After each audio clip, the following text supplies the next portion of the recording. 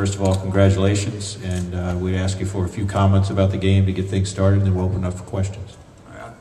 St. Thomas is a really good basketball team. We feel very fortunate and very privileged to have played them, number one. And certainly, even more feel extremely fortunate to have had an opportunity to play and beat a team like that. They're a great program. So it's a very good feeling when you go and play somebody that is good, has been here, has done it. These guys have played pretty well to get that done, but St. Thomas is an excellent program. Question for Randy in front. Coach, you're down 12 with 9:20 left. Things didn't look very good. What changed? Started looking better. The big thing is that I thought we defended them. I thought, of course, you know, we as coaches talk about defending stuff, and you got to defend to win. I worked for Don Haskins for 6 years. I know what defending people is all about, but you still got to score. But we defended them so well that it gave us confidence on the other end. When we got a couple of stops and we went the other end, made a couple of shots, and felt a little better. And I really thought the difference was probably, until I see the film, I don't know for sure, but it was 7 or 9 defensive stops that we got, or not that we took the ball from them. I don't mean that, but we got a missed shot or something.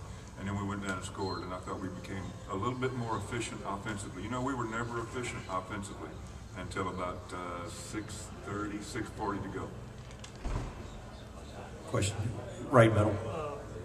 Leighton, you've kind of deferred to these upperclassmen your whole freshman year. And today you go perfect from the field and you hit the huge three-pointer there on the right wing. What got into you? Well, all year everyone's been telling me to shoot, and the seniors were in foul trouble, so I stepped up today and made my shots. Luckily, they went in. And you guys are comfortable with him, the freshman, doing that? Absolutely. Now it's easy to say that. He's not a freshman anymore. After all these games. James, how much of your performance today was redemption for yesterday? It wasn't the type of game you usually have. Today was back to normal. How much of this was about redeeming yourself? I think the whole thing was about redeeming myself after coming off of only making 1 point yesterday and then fouling out. I just had to redeem myself, bring us back. Did your teammates say anything to you last night or the day before the game or anything? They just told me to shake it off and that it was yesterday and today's a new day. We don't have. Go ahead, Randy. Score's not in here. Of course, obviously the strip there at the end was huge. Did one of you guys talk about that play out? I know you were out there. I don't remember seeing it happen because I was too busy having my eyes on my own man. But then I heard our crowd going wild, and I saw Thomas have the ball and he get fouled.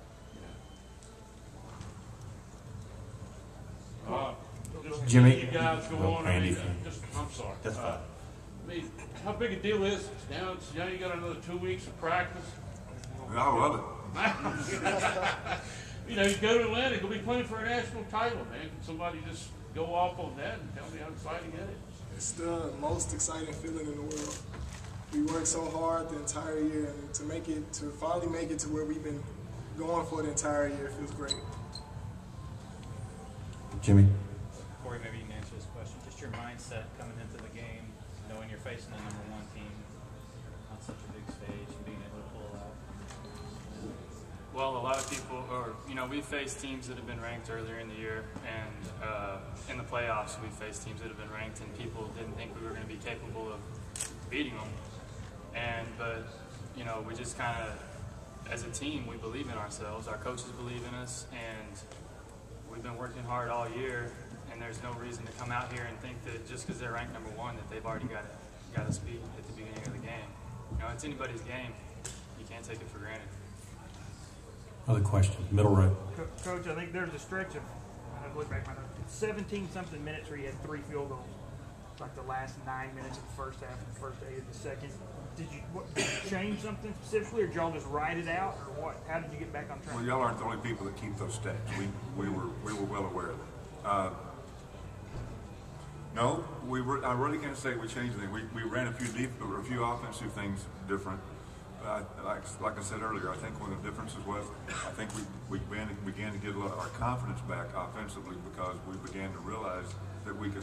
There were times on defense we gave ourselves confidence in offense. There were a bunch of times early that we broke down completely. You watch us play a lot, Eric.